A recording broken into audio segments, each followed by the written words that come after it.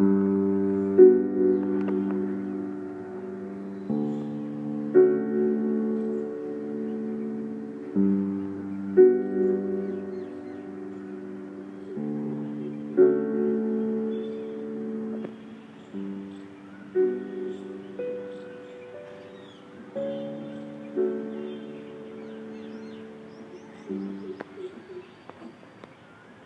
दोस्तों, प्रयास charitable foundation में आपका स्वागत है। I am your Hindi teacher. मेरा नाम सुरभि है। Let's continue the video. ये चैप्टर 6 का पार्ट 2 है, तो हम इसे कंटिन्यू करते हैं। पार्ट 1 में हमने देखा कि महिलाएं किसी भी क्षेत्र में अभी पीछे नहीं है। सब जगह, सब क्षेत्रों में कहीं ना कहीं आपको महिला काम करती नज़र आती है। कोई भी क्षेत्र हो, पेट्रोल पंप से लेकर एयरपोर्ट ही क्यों ना हो, राइट। तो ऐसी ही एक लड़की थी कल्पना चावला। हम इनके नाम से परिचित हैं, इनको जानते हैं, राइट। तो इनके बारे में फिर से पढ़ लेते हैं। ये कौन थी? पहली अंतरिक्ष में पहुंचने वाली पहली भारतीय महिला थी। ओके, तो कल्पना चावला का जन्म कहाँ हुआ था? हरियाणा प्रांत के करनाल शहर में हुआ था। ओके, तो वो एक व्यापारी परिवार में पली बड़ी थी। उनके पिताजी क्या थे? एक साधारण से व्यापारी थे और माँ थी एक हाउसवाइफ। जैसे ही सामान्य लड़की की होती है, एक नॉर्मल लड़की की तरह उनकी पढ़ाई भी वहीं के किसी शहर के स्कूल में हुई। तो एक दिन जब वो 11वीं कक्षा में थी, तब अमेरिकी अंतरिक्ष यान, उसका नाम क्या था? वाइकिंग, अमेरिकी अंतरिक्ष यान, वो मंगल ग्रह पे उतरा था जब वो 11वीं कक्षा में थी। तो ये घटना उनको बहुत ही रोमांचक लगी। तो उन्होंने अपने स्कूल की जो परियोजना होती है उसमें उन्होंने मंगल ग्रह बना दिया, राइट।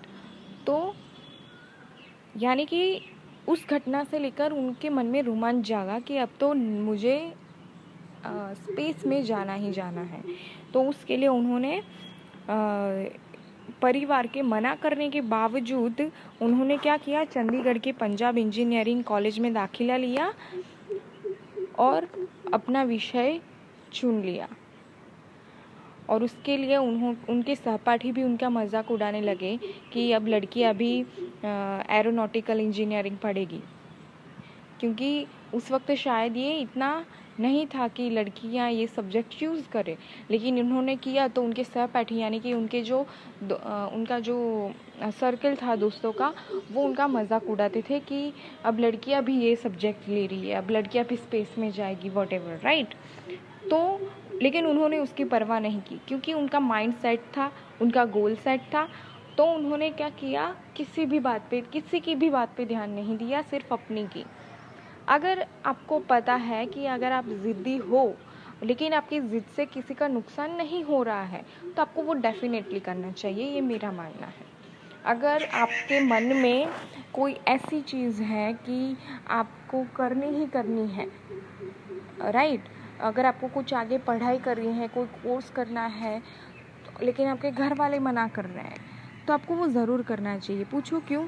क्योंकि लास्ट में अभी ज़िंदगी बहुत लंबी है। लास्ट में आपको गिल्ट नहीं होना चाहिए कि मेरे पास टाइम था, समय था, मैं समझ चुका था सिचुएशन या समझ चुकी थी सिचुएशन, फिर भी मैंने ट्राई नहीं किया। तो आपको ये गिल्ट ना लाइफ टाइम रहेगा। तो अगर हार्ड हो सकता है ये, नो डाउट, अगर आपके परिवार वाले मना कर रहे हैं लेकिन बावजूद आप वो करना चाहते हैं, बहुत हार्ड हो सकता है।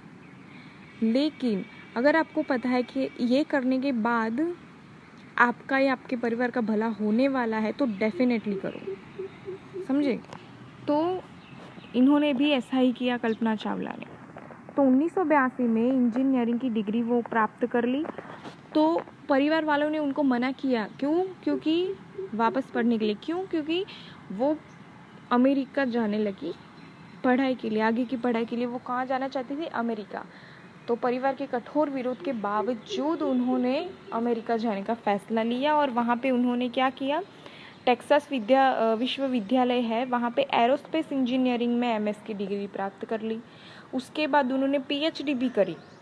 कहाँ पे? बोल्डर में कोलोराडो विश्वविद्यालय में उन्होंने क्या करा? पीएचडी भी कर दिया। अभी पीएचडी होने के बाद उनका सपना साकार होने का वक्त आ गया, टाइम आ गया। अब अमेरिकी अंतरिक्ष यान के कोलंबिया मिशन में वैज्ञानिकों को चुना जाने वाला था।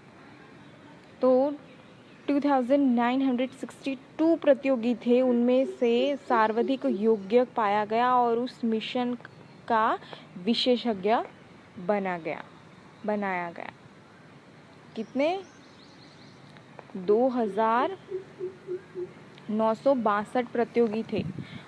उसमें से कल्पना चावला को सर्वाधिक योग्य पाया गया और उनको उस मिशन का विशेषज्ञ बनाया गया। वाओ!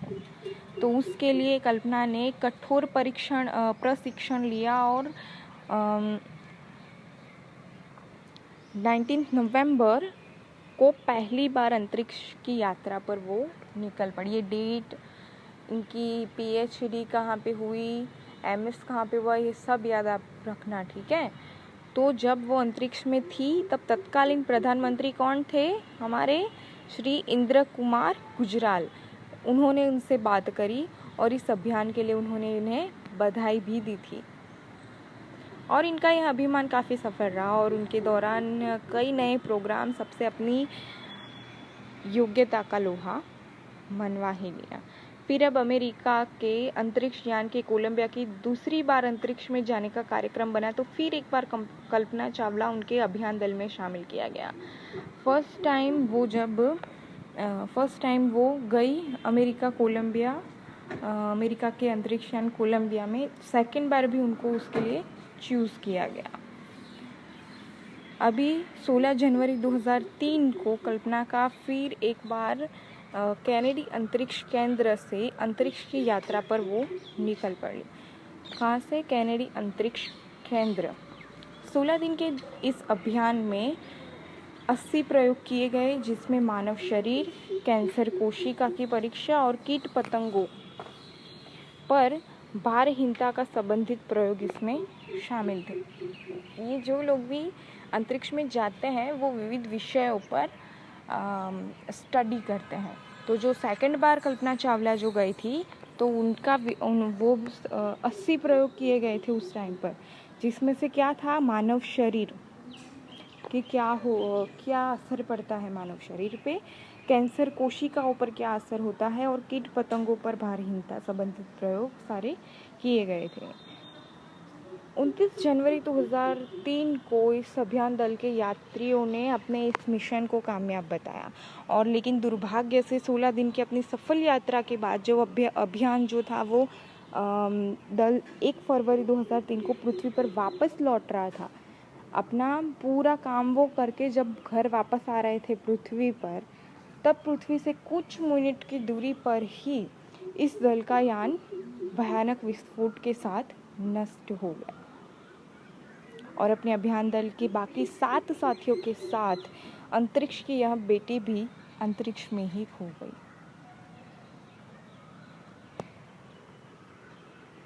कल्पना के इस दुर्भाग्यपूर्ण अंत से पूरी दुनिया स्तब्ध रह गई। भारतीय प्रधानमंत्री श्री अटल बिहारी वाजपेयी ने संसद में कल्पना के प्रति श्रद्धांजलि व्यक्त करते हुए घोषणा की कि उनकी स्मृति में अंतरिक्ष यान मेटसैट का नाम कल्पना 1 रखा जाएगा। उनके नाम पर अंतरिक्ष यान का नाम रखा गया।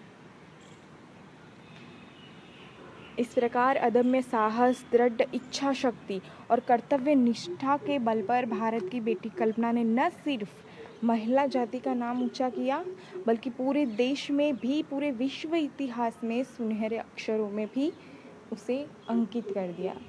अभी कहीं भी जिक्र हो तो कल्पना चावला अंतरिक्ष की लड़की हमें पहले मुंह पर आता है, राइट। तो वो उनकी जिद थी कि वो हमें याद रह गई। ऐसी ही एक और लड़की है बचेंद्री पाल। ये कौन थी? पहली महिला एवरेस्ट विजेता थी। ओके, कल्पना चावला की तरह बचेंद्री पाल भी साहस की पर्याय है। बचेंद्री पाल जो है वो एवरेस्ट की चोटी पर चढ़ने वाली पहली भारतीय महिला होने का गौरव प्राप्त कर चुकी है। उनका जन्म हुआ था 1954 में चमोली जिले में परंपरागत पुरुष वर्चस्व वाले एक साधारण परिवार में। पुरुष वर्चस्व का मतलब क्या है? वहाँ पे सिर्फ वो क्या होता है, पुरुषों का वर्चस्व ज़्यादा है, स्त्रियों का नहीं।